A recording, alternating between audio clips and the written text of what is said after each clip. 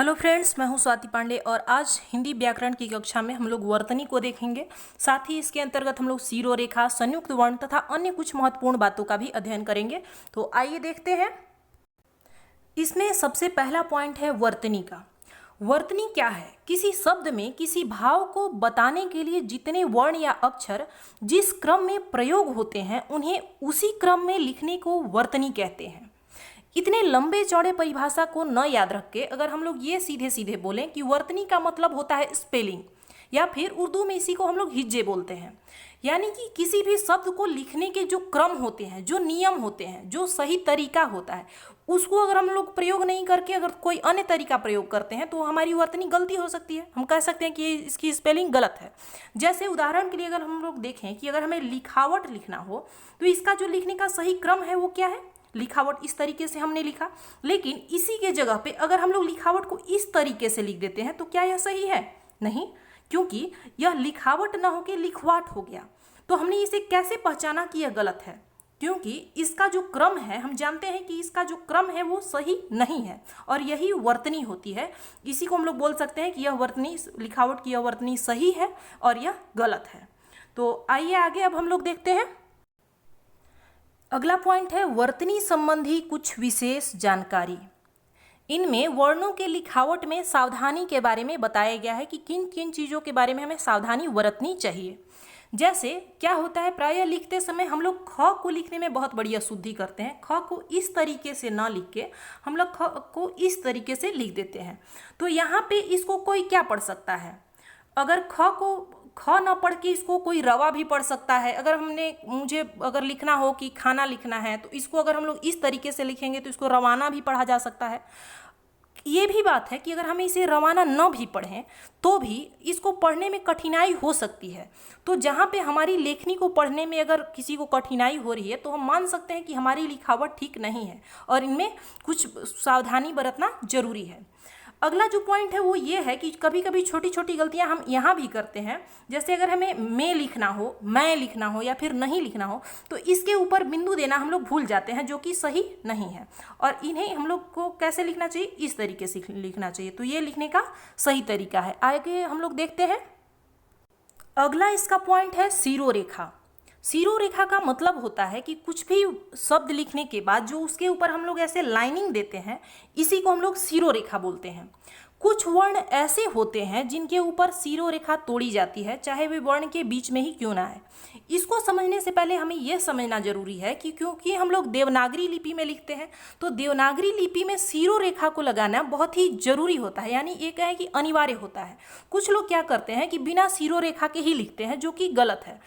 अगर हम कोई भी ऑब्जेक्टिव क्वेश्चन बना रहे हैं तो यहाँ तो हमें लिखने की ज़रूरत पड़ती नहीं है, लेकिन ऐसे भी कार्यस्थल पर अगर हम लोग देखें तो लेखन की दृष्टि से यह अशुद्ध होता है अगर बिना सिरो रेखा के कुछ भी लिखते हैं। तो यहाँ पे कुछ ऐसे भी वर्ण होते हैं जिनके ऊपर सिरो रेखा को बीच में ही तोड़ा जाता है, चाहे वो वर्ण शब्द के बीच में भी आते हैं तो भी उनको तोड़ा जाता है। जैसे में ध अगर हम लिखते हैं तो बीच से तोड़ते हैं, भ को तोड़ते हैं, भ के बीच में लाइनिंग को तोड़ देते हैं, थ को तोड़ते हैं। जैसे ये अगर हमें कभी लिखना हो तो कभी हम लोग इस प्रकार से लिखते हैं, भ के बीच में ऐसे लाइनिंग को तोड़ते हैं। शेष लिखना हो तो भी तोड़ते हैं, अ लिखना हो तो भी तोड़ते हैं, अ के ऊपर यहाँ पूरा लाइनिंग नहीं देते। इसका मुख्यतः कारण यह है क्योंकि ये जितने भी वर्ण हैं इनका जो भी शुरुआत हो रहा है वो घुमावदार तरीके से हो रहा है, और इनके ऊपर अगर हम लोग ऐसे लाइनिंग दे देंगे तो ये इनका वो ही बदल जाएगा, इनका ये चेंज हो जाएगा, स्वरूप ही चेंज हो जाएगा। शायद इनका हम लोग उच्चारण भी ना कर पाए। अगर हम लोग थ के ऊपर ऐसे लाइनिंग दे देते हैं तो ये थ ना हो कि यह हो जाएगा। तो इन चीज़ों से बचने के लिए जो है ये सभी इनके बीच जो सिरो रेखा है उसको तोड़ा जाता है। आइए आगे हम लोग देखते हैं। इसका अगला पॉइंट है संयुक्त वर्ण। दो वर्णों से मिलके बना वर्ण संयुक्त वर्ण या अक्षर कहलाता है। देखिए यहाँ पे ध्यान देने वाली बात यह है क्योंकि इससे पहले वाली क्लास में हमने संयुक्त स्वर के बारे में पढ़ा था, जो कि ए, ऐ, ओ और अ है। उसके बाद हमने संयुक्त व्यंजन के बारे में पढ़ा।